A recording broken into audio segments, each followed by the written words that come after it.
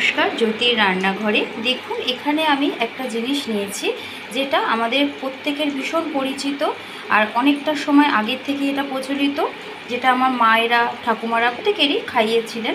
এটাকে বলা হয় ওল। এটা কিন্তু সকলেরই সব জায়গাতেই পাওয়া যায়, তো আশা করি অনেকেই খেয়েছেন বা খাননি। যারা খাননি তারা একবার খেয়ে দেখবেন, খুব ভালো লাগবে। এই কাঁচা ওলটা ছাড়িয়ে নিয়ে আমার মা কুকারে সেদ্ধ করেছে, কেননা ভাতের মধ্যে দেয়নি। অনেক সময় ভাতের মধ্যে দিলে পরে কালো হয়ে যায় ভাতটা, তো সেই জন্য প্রেশার কুকারে দুখানা সিটি দিয়েছে। একদম সুন্দর দেখুন মোমের মতন গলে গেছে।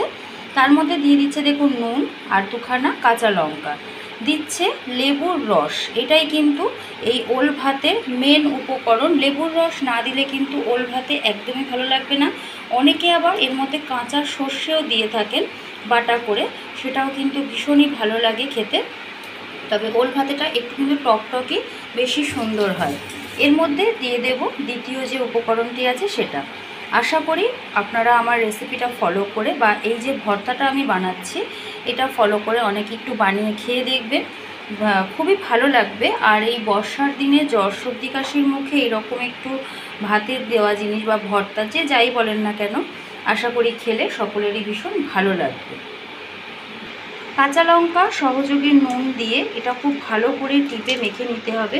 তবে এই ওল ভাতেটা কিন্তু গরম ভাতের সাথেই খাবেন, নাহলে খুব একটা টেস্টের বোঝা যায় না। গরম গরম ভাত, তার সাথে এরকম একটু ওল ভাতে ওপর থেকে একটু কাঁচা সর্ষের তেল আরও ছড়িয়ে নিয়ে দুপুরবেলার খাওয়ায় কিন্তু হয়তো আশা করি অন্যরকম তরকারি সাথে না থাকলেও চলে যাবে। আবার যারা পছন্দ করেন না তারা একবার টেস্ট করে দেখতে পারেন, আশা করছি ভালো লাগবে।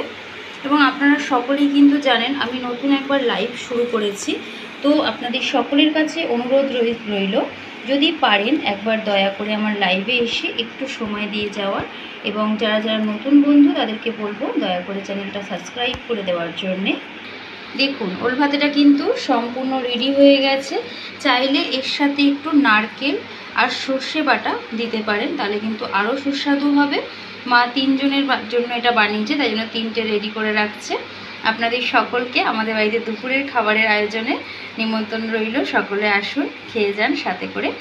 আমার সকল বন্ধুদের আমার তরফ থেকে অনেক অনেক ভালোবাসা। সকলেই ভালো থাকুন, সুস্থ থাকুন। এতক্ষণ ধরে আমার ভিডিওর সাথে জুড়ে থাকার জন্য সকলকে অসংখ্য ধন্যবাদ জ্যোতির রান্নাঘরের তরফ থেকে। তাহলে এখানেই শেষ করি ছোট্ট একটা ভিডিও।